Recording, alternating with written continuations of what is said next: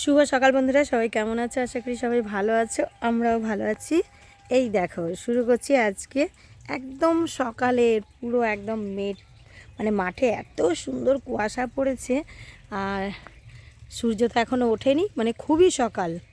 তো এই সকাল থেকে আমি আমার ভিডিওটা শুরু করছি তোমাদের সাথে নিয়ে। দেখেছো মাঠ পুরো দেখো দূরে, এত ভালো লাগছে কুয়াশাটা, দারুণ লাগছে। কেননা এখানে এসছি পর থেকে সকালে ওঠা হয় না, কিন্তু আজকে একটা কারণবশত ওঠা হয়েছে।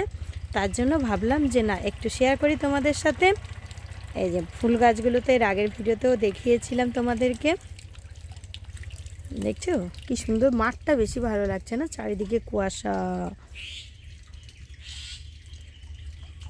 তো এখন আমরা যাচ্ছি এক জায়গায়। দেখো কি দারুণ একটা গোলাপ ফুটেছে, কি ভালো লাগছে। গোলাপের কালারটা যেমনি সুন্দর আর একটু বুঝে আছে, একটু ফুটেছে, খুব ভালো লাগছে গোলাপটা। আর একটা তো চুট্টি বালা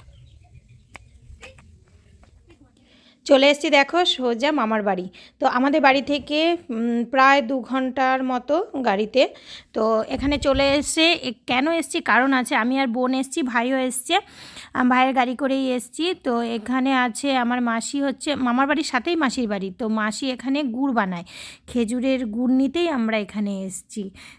মানে টাটকা গুড় প্রত্যেক বছর নিয়ে যাই, তো এবারেও তাড়াতাড়ি করে চলে এসেছি। তো এখান থেকে বাড়ি ফিরে তারপরে যাব মানে নিজের চিত্তরঞ্জনে শ্বশুরবাড়ি। এটা আমার মেসো, আর মেসো গাছ কাটে, এখন বয়স হয়েছে, পারে না, ছোট ছোট গাছ কাটে। তো খাওয়া দাওয়া একটু মুড়ি মেখে দিয়েছিল মাসি, খুব খাওয়ার জন্য জোর করছিল, কিন্তু বাচ্চা কাচ্চা তো সবাই বাড়ি ছিল, বোনের মেয়েও বাড়ি ছিল, কাউকে আনিনি যে যাব আর আসবো বলে। তো এখান থেকে সোজা বেরিয়ে গেছি তাড়াতাড়ি করে, একটু চা মুড়ি খেয়ে বাড়ির দিকে যাওয়ার সময় কী হয়েছে বলো তো, বাবাকে বললাম যে অনেকটাই তো বেলা হয়ে গেছে, তো আজকে তাহলে বাবার ইচ্ছা ছিল তোরা যদি আজকে না যাস তো আমি একটু হরিনাম দেব, মানে 3 রাতের মেলা বলে, তো সেটা দেবে।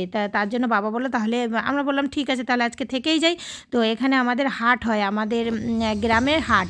তো হাট থেকে নিয়ে এসেছি, বাবা বললো আসার সময় নিয়ে আসিস। নিয়ে এসেছি বাঁধাকপি, তারপর ফুলকপি, মানে 50 জন মানুষের আয়োজন আছে।